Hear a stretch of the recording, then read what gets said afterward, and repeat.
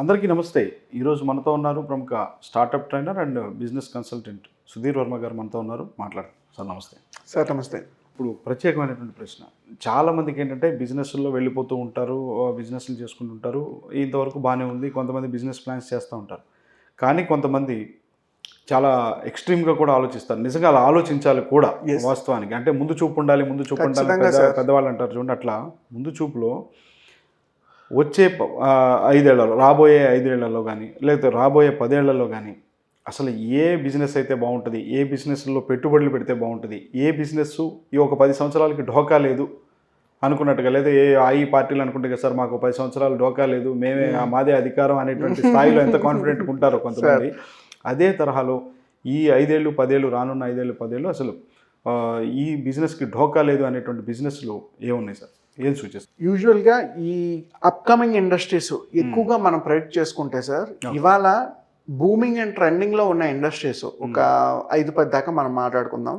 First thing sir, digital products. Okay. అంటే ప్రపంచం ఇంకా ఆటోమేషన్లోకి వెళ్తుంది.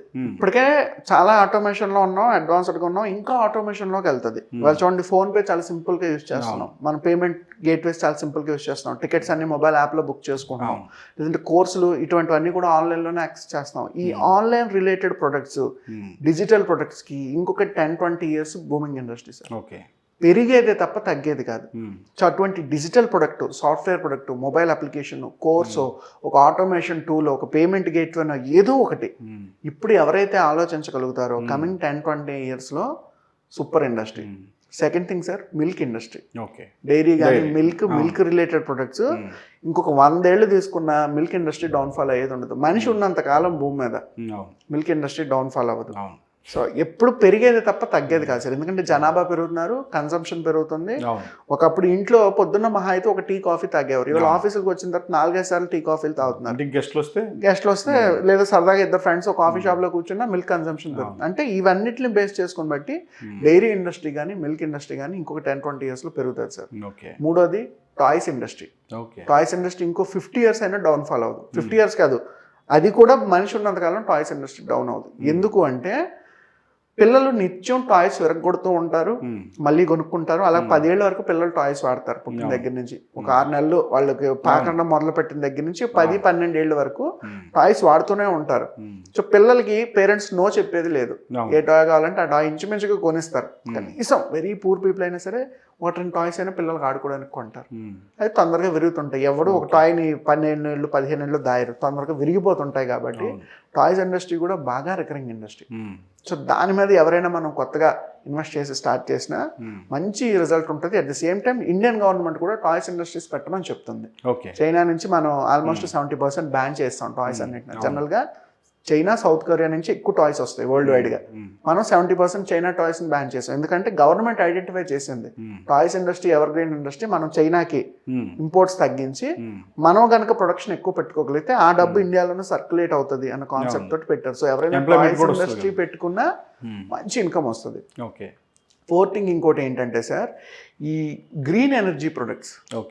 గ్రీన్ ఎనర్జీ అంటే న్యాచురల్ రిసోర్సెస్ నుంచి మనం తయారు చేసుకునే ఎనర్జీ. విండ్ కానీ, సోలార్ కానీ, వాటర్ కానీ, ఎయిర్ నుంచి కానీ, లేదంటే రన్నింగ్ అవుతున్న ఐటమ్స్ నుంచి కానీ, ఆర్టిఫిషియల్ ఐటమ్స్ నుంచి కానీ మనం వేస్ట్గా వదిలేయకుండా ఎనర్జీ ఏమైనా తయారు చేసుకోగలమా? మెక్సికోలో ఒక దగ్గర ఏం చేశారంటే సార్, హైవే ఉంటుంది కదా, హైవే మధ్యలో పిల్లర్స్ ఉంటాయి. ఆ పిల్లర్స్ దగ్గర తిరిగే చిన్న చిన్న టర్బైన్స్ని పెట్టారు. సో మీకు బండి వెళ్ళే వేగానికి ఆ టర్బైన్ తిరిగి దాని నుంచి ఎనర్జీ జనరేట్ అవుతుంది.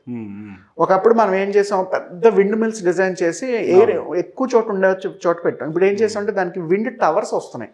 అది జస్ట్ టవర్, అంతకన్నా ఏమి ఉండదు. గాలికి ఊగుతూ ఉంటుంది, ఊగిన దగ్గర నుంచి ఎనర్జీ జనరేట్ అవుతూ ఉంటుంది. ఇలాగ గ్రీన్ ఎనర్జీ ప్రొడక్ట్స్కి చాలా డిమాండ్ ఉంది. ఎందుకంటే న్యాచురల్ రిసోర్సెస్ తగ్గుతూ ఉన్నాయి, మనకి ఫ్రీగా కొన్ని దొరుకుతాయి. సూర్యాస్తమం, సూర్యోదయం ప్రతిరోజు జరుగుతుంది, వాటర్ ఫ్లో ప్రతిరోజు జరుగుతుంటుంది, విండ్ ప్రతిరోజు ఉంటుంది. ఆ వాటిని బేస్ చేసుకుని గ్రీన్ ఎనర్జీ ప్రొడక్ట్స్ ఎప్పుడైతే మనం డిజైన్ చేసుకుంటామో వాటికి ఫ్యూచర్లో డిమాండ్ పెరిగేది తప్ప తగ్గేది కాదు. సిక్స్త్ థింగ్ ఇంకోటి ఏంటంటే సార్, రీసైక్లింగ్ ఇండస్ట్రీ.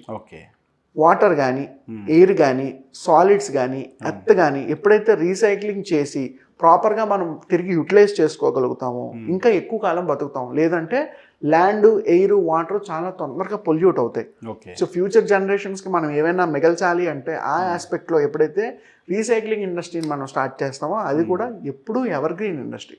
ఓకే. ఈ సెగ్మెంట్స్లో ఏవి స్టార్ట్ చేసినా సార్ ఇంకొక 10-20 ఇయర్స్ పెరిగేదే తప్ప ఇండస్ట్రీ తగ్గేది లేదు. And more over sir defence industry కూడా చాలా పెద్ద ఇండస్ట్రీ అవుతుంది ఫ్యూచర్. ఎందుకంటే ఇప్పుడు చూడండి, మన రష్యా ఉక్రెయిన్ వార్ అయింది, మన దేశం మీదకి ఎన్నాళ్ల మీద నుంచో ఎవరు యుద్ధానికి రాలేదు. కారణం ఏంటంటే we have our weapons.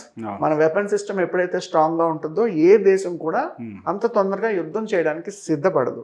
So defence ఇండస్ట్రీలో కొత్త కొత్త టెక్నాలజీస్, మెథడ్స్, ఫార్ములాస్ ఎప్పుడైతే మనం కనిపెట్టగలుగుతామో డిఫెన్స్ ఇండస్ట్రీ కూడా చాలా మేజర్ ఇండస్ట్రీ. ఈవెన్ గవర్నమెంట్ కూడా స్టార్ట్అప్స్ అందరినీ పిలుస్తుంది. కొత్త డిఫెన్స్ సిస్టమ్స్ ఏమైనా తయారు చేసామంటే we'll give 3 crores 5 crores grants వరకు ఇస్తామని చెప్పి. సో డిఫెన్స్ ఇండస్ట్రీ కూడా ever green industry sir. And finally most important food industry. Okay. అంటే ఫుడ్ బిజినెస్లు కాకుండా ఫుడ్ టెక్నాలజీస్ ఎప్పుడైతే వస్తాయో, మిల్లెట్స్ కానీ, ఆల్టర్నేటివ్ ఫుడ్ కానీ, హైడ్రోపోనిక్స్ కానీ, ఏరోపోనిక్స్ కానీ, ఇవాళ సాయిల్ అవసరం లేకుండా వాటర్లోని పంటలు పండిస్తున్నారు, గాలిలోని కూడా పంటలు పండిస్తున్నారు.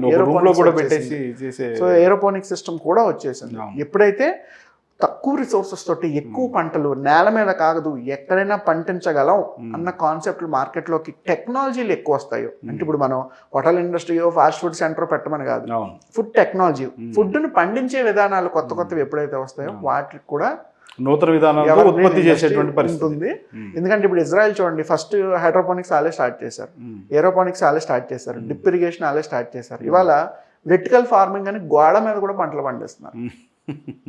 ఎందుకంటే వాళ్ళకున్న రిసోర్సెస్ తక్కువ. సో ఉన్న వాటిని యూటిలైజ్ చేయాలి, ఉన్న స్పేస్లోనే చేసుకోవాలి. అందుకు ఫుడ్ టెక్నాలజీ కూడా కమింగ్ 50 years 100 yearsలో ఎవర్ గ్రీన్ ఇండస్ట్రీ. ఎందుకంటే ల్యాండ్ తగ్గుతూ ఉంది, జనాభా పెరుగుతున్నారు, వీళ్ళకి తగ్గ ఫుడ్ కూడా రెడీగా ఉండాలి. ఫుడ్ని మనం ఎప్పుడైతే అందిస్తామో అది కూడా లీడింగ్ ఇండస్ట్రీ అవుతుంది. ఇవాళ కూడా ఫుడ్ టెక్నాలజీ బూమింగ్ ఇండస్ట్రీ. అంటే ఒకవేళ వీళ్ళు కూడా ఇట్లా ఇప్పుడు ఇండస్ట్రీస్ అయితే చెప్పారో దాంట్లో ఇన్వెస్ట్ చేసుకోవడానికి ఎట్లా ఒక బిగినర్ ఎలా ప్రిపేర్ అవ్వాలంటారు? వెరీ గుడ్ సార్, చాలా క్రిటికల్ క్వశ్చన్ ఇది. ఎందుకు అంటే ఈరోజు మనకి అమెజాన్ కంపెనీ తెలుసు, మైక్రోసాఫ్ట్ తెలుసు, టెస్లా మోటార్స్ తెలుసు. బట్ వీళ్ళు స్టార్ట్ చేసేటప్పుడు ఎగ్జాక్ట్లీ ఒక 20-25 years బ్యాక్ వీళ్ళు స్టార్ట్ చేసి ఐడియా చెప్పినప్పుడు వీళ్ళ ఫ్రెండ్స్ కూడా ఇదే మాట అని ఉంటారు, చాలేరా నువ్వు ఇప్పుడు ఈ కామర్స్లో ప్రొడక్ట్స్ అమ్మావు, ఎవడు కొంటాడు అని. కానీ వాడు coming 20 years 30 years future protect చేసి అప్పుడే కష్టపడ్డాడు. ఇవాళ వరల్డ్లో లీడింగ్ బిజినెస్ చేస్తున్నాడు ఈ కామర్స్ ఇండస్ట్రీలో. ఎప్పుడైనా మీరు ఫ్యూచర్లో స్టార్ట్ చేసేటప్పుడు ఏదైనా ఒక బిజినెస్ మోడల్ స్టార్ట్ చేసేటప్పుడు ఈ కమింగ్ 1 year ఉంటుంది, 2 years ఉంటుంది, ఇది కాదు ఆలోచించాల్సింది. ఫ్యూచర్ని కూడా ప్రిడిక్ట్ చేయండి. ఎవరైతే ఫస్ట్ స్టార్ట్ చేసి సక్సెస్ అవుతాడో వాడితే లీడింగ్. అమెజాన్ తర్వాత ఎన్నో ఈ కామర్స్ ఇండస్ట్రీలు పుట్టుకొచ్చాయి, ఎన్నో డౌన్ఫాల్ అయిపోయాయి, కానీ అమెజాన్ నిలబడింది. మైక్రోసాఫ్ట్ తర్వాత ఎన్నో యూఏ ప్రొడక్ట్స్ వచ్చాయి, కానీ మైక్రోసాఫ్ట్ నిలబడింది. టెస్లా తర్వాత ఎన్నో ఈవీ వెహికల్స్ వచ్చాయి, కానీ ఆడి మార్కెట్ని ఎవడు కిల్ చేయలేకపోతున్నాడు. ఎవడైతే ఫస్ట్ స్టార్ట్ చేస్తాడో వాడు సక్సెస్ అవుతాడు సార్. అయితే ఫ్యూచర్ని కూడా ప్రెడిక్ట్ చేయాలి. మార్కెట్ని ఎప్పుడైతే మనం ప్రాపర్గా అనాలిసిస్ చేసి ప్రోస్ కాన్స్ ప్రాపర్గా మాట్లాడుకొని కరెక్ట్గా అడ్రస్ చేయగలుగుతామో ఇష్యూ సాల్వ్ అవుతుంది. At the same time investor ఒక బిజినెస్లో డబ్బులు పెట్టేటప్పుడు ఆలోచించవలసిన పాయింట్, నా డబ్బులు లూజ్ అవ్వకుండా ఎలా ఉంటాయి, వీడు నాకు రిటర్న్స్ ఎలా ఇస్తాడు. వీడు అడిగిన ప్రతి క్వశ్చన్కి ఫౌండర్ దగ్గర ఆన్సర్ ఉంది అంటే అన్ని రకాలుగా ప్రిడిక్ట్ చేయాలి. 360 degreesలోని నీ దగ్గర ప్రతి ప్రాబ్లంకి సొల్యూషన్ ఉంది అంటే కనుక ప్రైమరీగా స్టార్ట్ చేయొచ్చు. దిగిన తర్వాత మళ్ళీ కొత్త ఛాలెంజెస్ వస్తాయి. బట్ అతని మైండ్ సాటిస్ఫై అయ్యే వరకు మీ దగ్గర అన్ని ఆన్సర్స్ ఉండి మీరు ప్రాపర్ సొల్యూషన్ ఇవ్వగలిగినప్పుడు ఇన్వెస్ట్మెంట్లు కూడా ఈజీగా వస్తాయి. వండర్ఫుల్ సార్, చాలా బాగా చెప్పారు. Thank you very much. Thank you so much sir.